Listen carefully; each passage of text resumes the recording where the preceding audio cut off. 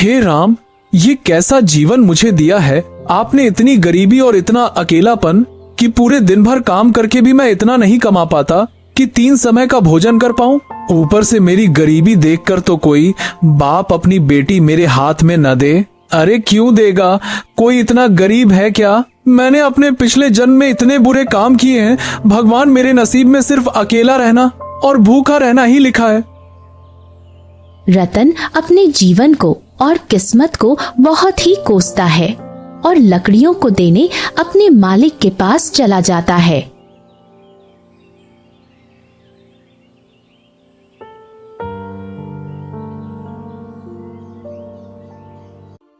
क्या बात है रतन, मुझे तुझसे यही उम्मीद थी। वैसे तू तो किसी काम का है नहीं, ऊपर से गरीब और फटीचर है। तुझे कोई काम पे रखना तो चाहता नहीं है, पर हाँ तो ये लकड़ियाँ लाने का काम तो बखूबी करता है। मेरी उम्मीद से भी अच्छा काम करता है, इसलिए आज मैं काफी खुश हूँ। ये ले 2 तांबे के सिक्के रख और दफा हो जा यहाँ से। और हाँ, कल लकड़ियाँ चाहिए, मुझे समय पर दे जाना, ठीक है? चल जा यहाँ से। जी मालिक। अरे भाई, ये क्या, उसने इतनी मेहनत की, जंगल जाकर लकड़ियां लेकर आया और तूने उसे सिर्फ 2 तांबे के सिक्के दे दिए।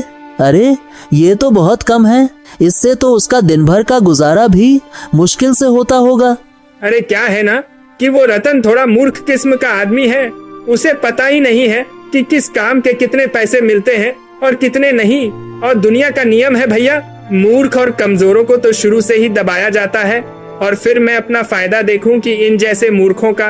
अरे वो सब तो ठीक है कि तूने इसे ठग लिया क्योंकि यह मूर्ख है, लेकिन क्या इसके परिवार वाले भी मूर्ख है जो कुछ नहीं कहते इसे?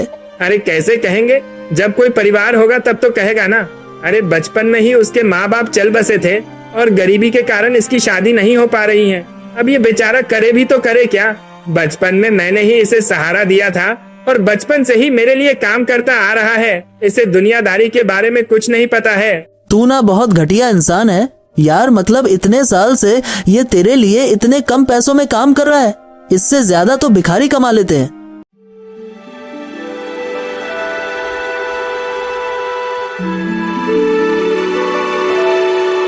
रतन उन 2 तांबे के सिक्कों को देखता है और उसकी आंखों में आंसू आ जाते हैं। हाँ, 2 तांबे के सिक्के।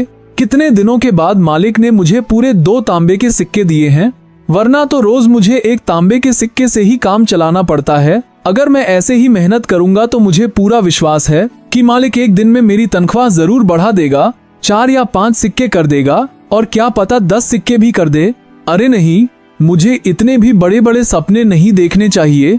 जो मिलता है उसी में खुश रहना चाहिए। कल मैं और अंदर तक जाऊंगा और अच्छी से अच्छी लकड़ियां काट के लाऊंगा। अंदर जानवर और सांप का थोड़ा खतरा तो है, पर अगर तरक्की करनी है और ऐसा घटिया जीवन नहीं जीना है तो यह कदम उठाना ही पड़ेगा।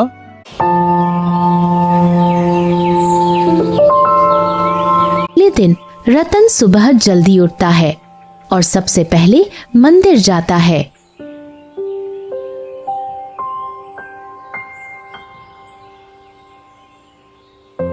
हे भगवान, मैं आपकी रोज पूजा करता हूँ, रोज आपके सामने अपनी समस्या लेकर आता हूँ। कभी तो मेरी बात सुन लिया करो ना भगवान, क्योंकि मुझे ज्यादा कुछ नहीं चाहिए, बस इतना ही तो कह रहा हूँ ना। मेरी तनख्वाह बढ़ा दीजिए और एक अच्छी सी जीवन संगनी दिला दीजिए, बस फिर मैं आपसे कुछ नहीं मांगूंगा, पक्का वादा है मेरा। बस मेरी यह विनती सुन लीजिए भगवान। अरे बेटा, आज तुम जल्दी आ गए, क्या बात है? कुछ खास है क्या? ये लो प्रसाद लो और फिर बताओ क्या बात है। जी, प्रसाद के लिए धन्यवाद पंडित जी।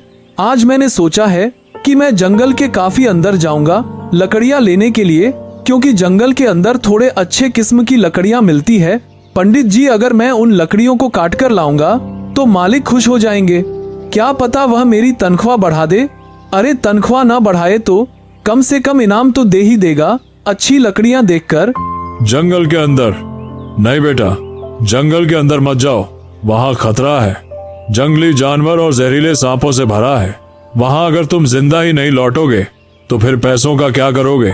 ओहो, परंतु पंडित जी, मैं आखिर जिंदा रहकर भी क्या करूंगा? ऐसी जिंदगी से तो अच्छा है कि मैं मर ही जाऊं। मैंने पहले भी जंगल के अंदर जाने की सोची थी, पर कभी हिम्मत नहीं हुई। पर आज मेरे अंदर का शेर जाग गया है। मैंने फैसला कर लिया है, या तो मैं अच्छी जिंदगी जीऊंगा या मैं जीऊंगा ही नहीं। और मैं ऐसी जिंदगी नहीं जी सकता पंडित जी। मैं परेशान हो गया हूँ। अब या तो भगवान को मेरी सुननी पड़ेगी या मैं खुद ही भगवान के पास चला जाऊंगा। मुझे पता है बेटा कि तुमने अपने जीवन में बहुत दुख देखे हैं। अगर तुम्हारी जगह और कोई होता तो हार मान लेता। पर रतन बेटा, अगर तू जंगल के अंदर जा ही रहा है तो एक बार बाबा के मंदिर जाकर जरूर आना। मैंने सुना है कि जंगल के अंदर एक बाबा का मंदिर है। लोग कहते हैं कि जिसने भी बाबा के दर्शन किए वो कभी खाली हाथ नहीं लौटा। उसकी इच्छा अवश्य पूरी होती है। इसलिए सिर्फ एक बार उस मंदिर के अंदर जाना और सच्चे दिल से अपनी इच्छा मांगना, तुम्हारी इच्छा भी जरूर पूरी होगी। देख लेना बेटा। जी पंडित जी, जैसा आप कहें, मैं मंदिर के अंदर भी जरूर जाऊंगा। ऐसा कहते ही रतन जंगल की ओर निकल जाता है। डर तो लग रहा है, पर यही मौका है कुछ कर दिखाने का। बस एक बार अच्छे किस्म की लकड़ी मिल जाए, फिर जल्द से जल्द निकल आऊंगा। रतन को थोड़ा सा डर लग रहा था, लेकिन बचपन से ही वह जंगलों के अंदर काम करने की वजह से उसका अनुभव काफी बढ़ गया था। इसीलिए जंगल के अंदर जाने में उसे उतनी दिक्कत नहीं हो रही थी। वह इस बात का काफी ध्यान रख रहा था कि कहीं कोई जंगली जानवर ना देख ले। जंगल के अंदर चलते चलते उसे अचानक बाबा का मंदिर मिल जाता है, जो पूरी तरह से वीरान पड़ा था। अरे बाप रे, ये क्या?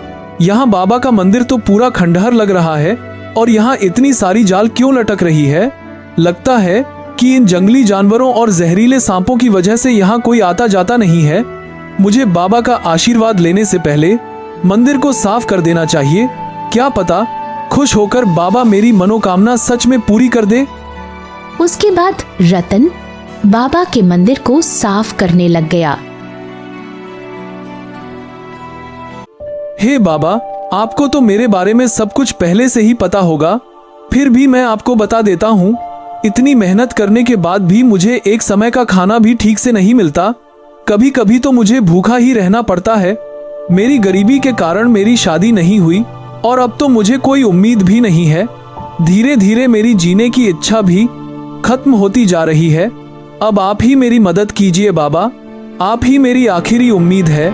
मुझे पूरी उम्मीद है कि जब मैं यहाँ से अच्छी किस्म की लकड़ियाँ लेकर जाऊंगा तो मुझे इसकी अच्छी कीमत मिलेगी और फिर मैं रोज यहाँ लकड़ियाँ लेने आया करूंगा, ताकि मैं अपनी गरीबी से थोड़ा बाहर आ सकूं।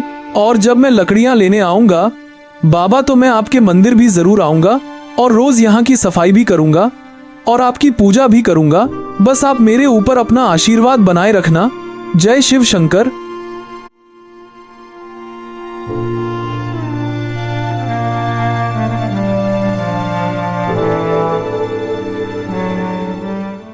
ऐसा कहते ही रतन मंदिर से निकलने के बाद लकड़ियां काटने लगा और जब उसकी लकड़ी काटने का काम पूरा हुआ तो वह अपने मालिक के पास पहुंचा।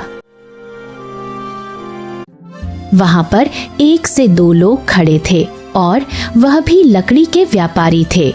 मालिक, मैं जंगल के आज बहुत अंदर तक गया और आपके लिए अच्छी किस्म की लकड़ियां लेकर आया हूँ। तो मालिक, क्या आप इसके लिए मुझे ज्यादा सिक्के दे सकते हैं? अरे वाह, तुमने तो भाई कमाल कर दिया। रतन जंगल के अंदर तो बड़े से बड़ा लकड़हारा भी जाने से डरता है, पर तुमने तो आज मेरा दिल खुश कर दिया। इसीलिए मैं तुम्हें पूरे 10 तांबे के सिक्के दूंगा। 10 तांबे के सिक्के? क्या आप सच कह रहे हैं मालिक? क्या आप सच में मुझे इतने सारे पैसे देंगे? मुझे तो विश्वास नहीं हो रहा। आपका बहुत बहुत धन्यवाद मालिक। मैं आपको रोज जंगल के अंदर से ऐसे ही और लकड़ियां लाकर दूंगा। आप उसके 10 तांबे के सिक्के देंगे ना मालिक? अरे हाँ रतन, क्यों नहीं। अरे तू भी क्या याद रखेगा कि किसी दिलदार मालिक से तेरा पाला पड़ा है। उन दोनों की बातें सुनकर वहां खड़े सारे लोग हंसने लगे और मजाक उड़ाने लगे। मालिक, ये सब लोग हंस क्यों रहे हैं? यहाँ कोई हंसने का परिहास चल रहा है क्या? अरे तुम इन सब बातों पर ध्यान मत दो। देखो रतन, यह सब थोड़े पागल किस्म के लोग हैं, सबका मजाक उड़ाते रहते हैं। तुम बस अपना काम करो और रोज जंगल से मुझे अच्छी किस्म की लकड़ियाँ ला कर दो। फिर देखना, एक दिन तुम बहुत पैसे कमाने लगोगे। जी मालिक, जैसा आप कहें, मैं रोज आपके लिए जंगल से लकड़ियाँ काट कर ले आऊंगा। आपके इस उपकार के लिए धन्यवाद मालिक। रतन वहां से जाने लगा। तभी रास्ते में उसे एक व्यापारी मिलने आता है। ए भैया सुनो, ये बताओ, जो तुमने अभी लकड़ियां बेची है, क्या वह सिर्फ 10 तांबे के सिक्के में बेची है? क्या वह सारी लकड़ियां तुम जंगल के अंदर से लाए थे? जी हाँ, पर क्यों? मैंने कुछ गलत कर दिया क्या? अरे गलत क्या कहूँ मैं? तुमने कितनी बड़ी गलती की है, तुम्हें पता भी है? अरे तुम सोच भी नहीं सकते, इतनी बड़ी गलती कर दी है तुमने। मुझे नहीं पता था कि जंगल के अंदर की लकड़ियां को लाने की सख्त मना है। मुझे किसी ने बताया नहीं। देखिए, कृपया मुझे माफ कर दीजिए। मैं सच में आगे से ऐसी गलती कभी नहीं करूंगा। अरे मैं अपने सपने में भी नहीं करूंगा। माफ कर दीजिए।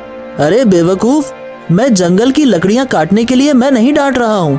तुमने जो इन कीमती लकड़ियों को मात्र 10 तांबे के सिक्के में बेच दिया, उसके लिए डांट रहा हूँ। एक बात बताओ, तुम मामूली लकड़ियां काट कर लाते हो तो उन्हें कितनी कीमत में बेचते हो? जी, 2 तांबे के सिक्कों में, और कभी कभी मालिक खुश होते हैं तो मुझे 4 तांबे के सिक्के दे देते हैं। हे भगवान, तुम निहायत ही बेवकूफ इंसान हो। पता नहीं कैसे लकड़हारा हो। तुम्हें पता नहीं है कि इन लकड़ियों की कीमत चल रही है बाजार में। अरे मामूली लकड़ी की कीमत 4 चांदी के सिक्के हैं। 4 चांदी के सिक्के? नहीं, आप मजाक कर रहे हो ना? यहाँ पर मालिक मुझे 8 तांबे के सिक्के भी नहीं देते, और आप कह रहे हैं कि 4 चांदी के सिक्के, यानी 400 तांबे के सिक्के। अरे हाँ बेवकूफ, अरे तुम्हें यह जानकर बड़ा अफसोस होगा कि जो कीमती लकड़ियों को तुमने 4 तांबे के सिक्कों में बेचे हो ना, उसकी कीमत 4 तांबे सिक्के नहीं बल्कि 10 चांदी के सिक्के हैं। और अगर तुमने जंगल के अंदर जाकर पर्वत के उस पार की लकड़ियां लाई तो उनकी कीमत 4 या 5 सोने के सिक्के हो सकती है, समझे? रतन ये सब सुनकर बेहोश हो जाता है। व्यापारी उसे अपने घर ले आया। कुछ देर बाद रतन होश में आता है। ए भाई रतन, सुनो, तुम ठीक तो हो ना? अरे भाई, अचानक से तुम बेहोश कैसे हो गए? हाँ, आपकी बातें सुनकर तो मुझे यकीन नहीं हो रहा कि मालिक ने मेरे साथ ऐसा किया। जब मेरे माता पिता मुझे छोड़कर भगवान के पास चले गए, तब मालिक ने ही मुझे सहारा दिया था। अगर वह नहीं होते तो शायद मैं कभी लकड़हारा नहीं बन पाता और कहीं बैठकर यहाँ वहाँ भीख मांग रहा होता या मर चुका होता। मुझे उन पर खुद से भी ज्यादा भरोसा था। उनके सिवा और मेरा था ही कौन? लेकिन उन्होंने भी मेरा फायदा उठाया, मेरा भरोसा तोड़ दिया। मुझे तुम्हारे लिए दिल से बुरा लग रहा है। मैं समझ सकता हूँ कि तुमने अपने जीवन में कितने तकलीफें सही होगी। अरे पर मुझे समझ में नहीं आ रहा कि आपने मुझे ये सब बताया ही क्यों। मेरा मतलब कि आप भी चाहते तो उनकी तरह मेरा इस्तेमाल कर सकते थे। थोड़े से ज्यादा सिक्के देखकर आप काम करवा सकते थे, तो फिर आपने ऐसा क्यों नहीं किया? मुझे ये सब क्यों बताया आपने? देखो भाई रतन, अगर कुछ लोग ठग गया बुरे हो तो इसका मतलब ये नहीं होता कि सब वैसे ही हो। मैं एक ईमानदार व्यापारी हूँ। मैं कभी भी किसी को ज्यादा रकम नहीं देता, लेकिन कम भी नहीं देता, समझे? अब देखो, जो हो गया सो हो गया। तो क्या अब तुम मेरे लिए काम करना चाहोगे? मैं तुम्हें लकड़ियों के सही दाम दूंगा और तुम बहुत ही जल्दी अपनी गरीबी से बाहर हो जाओगे। अब तुम यह घिसी पिटी जिंदगी जीने की कोई जरूरत नहीं है। बताओ, क्या कहते हो तुम? काम करोगे मेरे लिए? हाँ जी, क्यों नहीं। मैं आप लोगों के साथ काम करने से भला कैसे मना कर सकता हूँ? आपने मुझे सही राह दिखाई है। पर देखिए, चांदी के 10 सिक्के तक तो ठीक था, परंतु 3 या 4 सोने के सिक्के, वह भी केवल लकड़ियों के लिए, ये कुछ ज्यादा नहीं हो गया? बिल्कुल भी नहीं, क्योंकि इन लकड़ियों का इस्तेमाल केवल और केवल राजमहल के लोग और कुछ गिने चुने अमीर लोग ही करते हैं। क्योंकि यह कोई आम लकड़ी नहीं होती है, ये बहुत ही खास और गुणवत्ता वाली लकड़ियां होती है। और यह लकड़ियां मिलना उतना ही कठिन है जितना रेगिस्तान में पानी मिलना। क्योंकि यह लकड़ियां कुछ खतरनाक जंगल के अंदर पाई जाती है, वह भी पर्वत के उस पार, जहाँ एक से एक खतरनाक जंगली जानवर और जहरीले सांप बिच्छू रहते हैं। इन लकड़ियों को लाने एक खास लोग की टुकड़ी जाती है जो युद्ध में माहिर हो और जानवर के बारे में विशेष जानकारी रखते हो। कोई आम आदमी कभी भी उन लकड़ियों को नहीं ला पाएगा, और हाँ, अगर लाने की कोशिश भी की जाए तो वो अपनी जान से हाथ धो बैठेगा। अब बताओ भला, अगर तुम उन लकड़ियों को लाने में सफल रहे तो तुम एक ही दिन में अमीर बन जाओगे, तुम्हें किसी प्रकार की कोई दिक्कत नहीं होगी। लेकिन हाँ, मेरी सलाह मानो तो पर्वत के उस पार कभी जाने के बारे में सोचना भी नहीं। भले ही तुम्हें थोड़ा समय लगे अमीर होने में, पर वो लकड़ियाँ तुम्हारे जान से कीमती तो नहीं है ना भाई। क्यों, सही कहा ना मैंने? जान है तो जहान है। हाँ, मैं समझ गया व्यापारी जी। आपके लिए कल मैं जंगल के अंदर से 10 चांदी के सिक्के वाली लकड़ियाँ लाकर दे दूंगा। हाँ, लेकिन ध्यान से जाना, और हाँ, पर्वत के उस पार जाने की सोचना भी मत, ठीक है? हाँ हाँ, मैं समझ गया। आपका बहुत बहुत धन्यवाद व्यापारी जी। वैसे मैं आपको क्या कहकर पुकारूं? माली क्या व्यापारी जी? तुम मुझे व्यापारी जी कहकर पुकारो, क्योंकि तुम मेरे गुलाम नहीं हो, तुम आजाद हो। तुम भी एक व्यापारी हो जो अपना सामान किसी को बेचते हो, मेरी तरह समझे। और हाँ, आज तुम मेरे ही घर पर रुक जाओ, कल चले जाना। मेरी पत्नी काफी अच्छा भोजन बनाती है, और एक बार खाकर तो देखो, तुम्हें जरूर पसंद आएगा। अरे व्यापारी जी। पर कुछ नहीं, मैंने कह दिया तो कह दिया। आज यहीं से तुम भोजन करके जाओगे, बस बात खत्म, ठीक है? अब ज्यादा बातें नहीं। अरे भाई, तुम मेरे मेहमान हो, और अपने मेहमान की खातिरदारी के बिना कहीं हम जाने नहीं देते, समझे? काश आप मुझे पहले ही मिल चुके होते तो कितना अच्छा होता। आप कितने अच्छे हैं। मुझे बहुत खुशी हुई कि आप जैसे सच्चे और अच्छे लोग अभी भी मौजूद हैं। मैं बहुत खुश हूँ आज। अगर आप सबका हो चुका हो तो खाना खा लीजिए, वरना आप सबकी बातें तो चलती रहेगी, लेकिन इस चक्कर में खाना ठंडा हो जाएगा। अरे हाँ भाग्यवान, हम अभी आते हैं भोजन करने।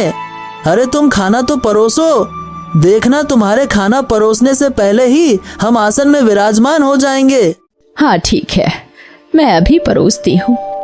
अब चलो भाई रतन, हाथ धो लो, वरना मेरी बीवी हम दोनों को धो डालेगी।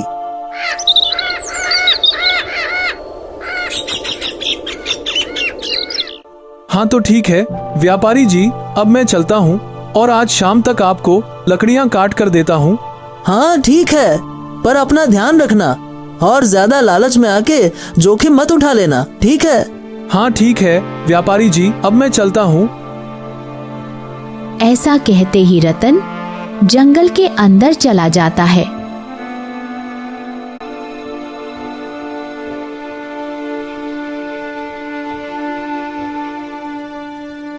और सबसे पहले बाबा के मंदिर जाता है। जय भोलेनाथ। बाबा देखो मैं आ गया और मुझे यकीन नहीं हो रहा कि मेरी जिंदगी बदल गई है। मुझे पता है ये सब आपकी ही कृपा से हुआ है। मुझे तो लगा था कि ये सब एक अफवाह होगी, लेकिन यहाँ तो जो भी आता है उसकी मनोकामना पूरी होती है। मैं आज तो आपके लिए कुछ लेकर नहीं आ पाया, परंतु हाँ, लकड़ियाँ काटने के बाद मुझे जो भी पैसे मिलेंगे तब मैं आपके लिए जरूर कुछ खरीद कर लाऊंगा। आज के लिए आप मेरी भक्ति और मेरी पूजा से ही काम चला लीजिए। चलिए, जय भोलेनाथ। ऐसा कहते ही रतन लकड़ियां काटने लगता है और लकड़ियां इकट्ठा करने लगता है, पर उनका मन बार बार पर्वत के उस पार जाने का करता है। अरे ये क्या हो रहा है? मेरा मन बार बार पर्वत के उस पार जाने के लिए क्यों कह रहा है? कहाँ मुझे मात्र 2 या 4 तांबे के सिक्के मिलते थे और कहाँ अब मुझे पूरे 10 चांदी के सिक्के मिलने वाले हैं। मुझे तो इसी खुशी में खुश रहना चाहिए। मैं कहाँ लालच में आ रहा हूँ? नहीं नहीं, लालची तो मैं पहले नहीं था, मुझे अब भी लालच नहीं करना चाहिए। लेकिन क्या इतने पैसों की बात सुनकर मेरे मन में लालच जाग गया है? मुझे खुद को संभालना चाहिए। लेकिन बाबा से तो कहा है कि मैं बाबा के लिए कल कुछ खरीद कर लाऊंगा। अगर मैं पर्वत के उस पार गया और बचा ही नहीं तो बाबा के लिए क्या कुछ ला पाऊंगा? हाँ, इतनी मुश्किल से अब मेरी किस्मत बदली है। मैं ज्यादा लालच के चक्कर में यह जीवन गवा नहीं सकता। नहीं नहीं। रतन ने कैसे भी करके अपने मन को शांत किया और लकड़ियां लेकर व्यापारी के पास लौट गया। हाँ ये लीजिए व्यापारी जी, आपकी लकड़ी में ले आया। अरे रतन, तुम? मैं तुम्हारी ही बात कर रहा था। मेरी बात कर रहे थे? मैं कुछ समझा नहीं। अरे हाँ, वो क्या है ना कि मुझे तुम्हारी चिंता हो रही थी। अब देखो, तुम इतने गरीब हो और अचानक से तुम्हें पता चलता है कि तुम लकड़ियां बेचकर भी अमीर बन सकते हो, तो तुम कहीं इस लालच में पर्वत के उस पार ना चले जाओ। बस यही सोचकर मैं चिंता कर रहा था। आप तो सच में कितने अच्छे हैं। आप तो मुझसे कल ही मिले हैं, पर आप मुझे अपने परिवार की तरह ही चिंता कर रहे हैं, जैसे कि मैं आपका कोई अपना हूँ। अरे और नहीं तो क्या, अपने नहीं हो तो अपने बन जाओगे। अपना बन जाऊंगा? मैं कुछ समझा नहीं व्यापारी जी। अरे हाँ, देखो मेरी भतीजी है, मैं उसके लिए रिश्ता खोज रहा हूँ और तुम उसके लिए एकदम योग्य लड़के हो। देखो, मैं मानता हूँ तुम थोड़े बेवकूफ हो, लेकिन दिल के बहुत अच्छे हो और तुम्हारा व्यवहार भी काफी अच्छा है। तुम मेरी भतीजी का पूरा ध्यान रखोगे, मुझे पूरा यकीन है। और अब तो तुम मोटा पैसा भी कमाने लग गए हो। इन पैसों से तुम कुछ ही दिनों में एक घर खरीद पाओगे और आराम की जिंदगी जी पाओगे। ये आप कैसी बातें कर रहे हैं व्यापारी जी? मुझे नहीं लगता कि मैं इस रिश्ते के लायक हूँ। अरे तुम हो, और वैसे भी तुमने भगवान ऐसी शिकायत की थी कि तुम्हारी शादी नहीं हो रही, तो अब क्यों मना कर रहे हो? देखो लड़के, तुम्हें आगे चलकर तो किसी न किसी से शादी करनी ही है, तो मेरी भतीजी से कर लो। वो दिखने में भी काफी सुंदर है और खाना बनाने की बात तो पूछो ही मत। हो इतना स्वादिष्ट बनाती है, इतना कि तुम रोक नहीं पाओगे अपने आप को। हाँ, ये बिल्कुल सही कह रहे हैं। मुझे आप एकदम सही वर लगते हो। अच्छा, अगर आप सब बोल रहे हैं तो ठीक है, मैं राजी हूँ। बताइए कब करनी है? अरे इतनी भी क्या जल्दी है? आप पहले अपने लिए घर तो खरीद लें। बिना घर के आप अपनी पत्नी को कहाँ रखेंगे? क्या आप चाहते हैं कि आपकी पत्नी झोपड़ी में रहे? हाँ, आप सही कह रहे हैं। मैं पूरी मेहनत करूँगा और एक अच्छा सा घर खरीदूंगा ताकि मेरी होने वाली पत्नी को कभी किसी कोई चीज की कमी ना हो। मुझे पता था कि आप मेरे भतीजी के लिए एकदम उत्तम वर है। मुझे आपसे यही उम्मीद थी। अरे आइए, हम रिश्तेदार बनने वाले हैं, गले लगिए, आइए।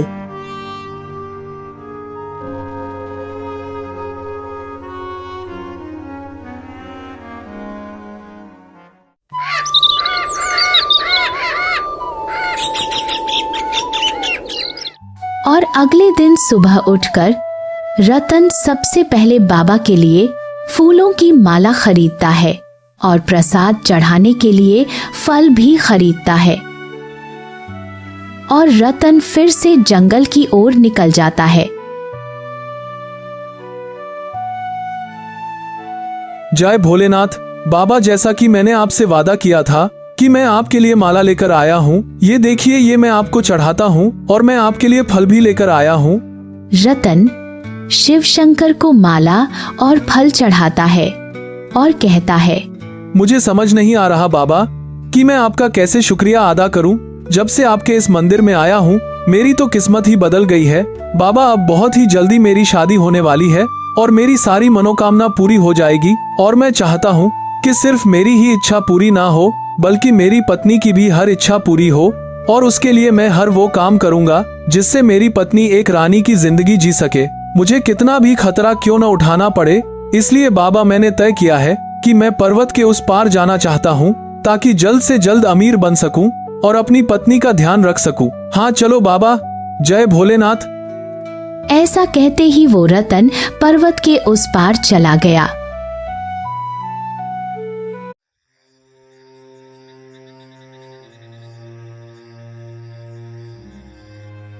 रात हो गई, लेकिन रतन व्यापारी को लकड़ी देने अभी तक नहीं आया।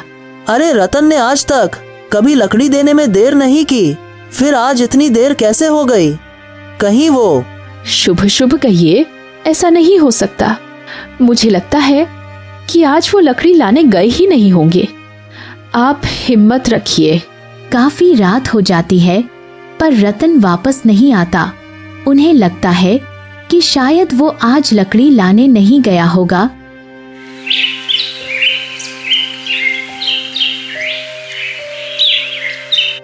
फिर सुबह हो जाती है। व्यापारी रतन की झोपड़ी पर जाता है, लेकिन उसे रतन नहीं मिलता। अब उनका शक यकीन में बदलने लगा। ओहो, ये मेरी ही गलती थी। ये मैंने क्या कर दिया? मुझे बताना ही नहीं चाहिए था पर्वत के उस पार की लकड़ियों के बारे में। हे भगवान, ये मैंने क्या कर दिया? व्यापारी घर वापस आता है और अपनी पत्नी को सारी बात बताता है। वो सब चिंता में पड़ गए।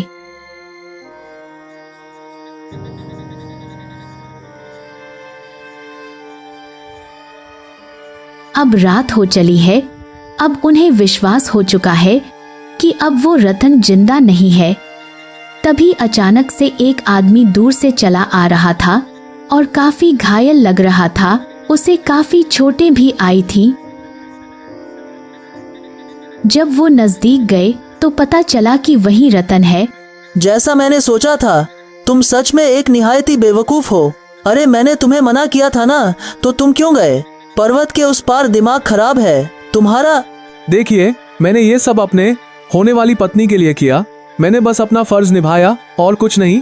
रतन के ऐसा कहते ही वो बेहोश हो गया। व्यापारी उसे वैद्य के पास ले गया। अच्छा है, इसे कोई गहरी चोट नहीं लगी। यह बहुत ही भाग्यशाली है कि पर्वत के उस पार जाकर भी बच गया। वो भी अकेले जाकर बच गया। भले ही रतन मरते मरते बचा हो, लेकिन उसने इतनी लकड़ियां पाली कि अब उसने पूरे 15 सोने के सिक्के कमा लिए थे और अगले ही दिन एक आलीशान घर खरीद लिया था और अब वो खुशी से अपना जीवन जीने लगा।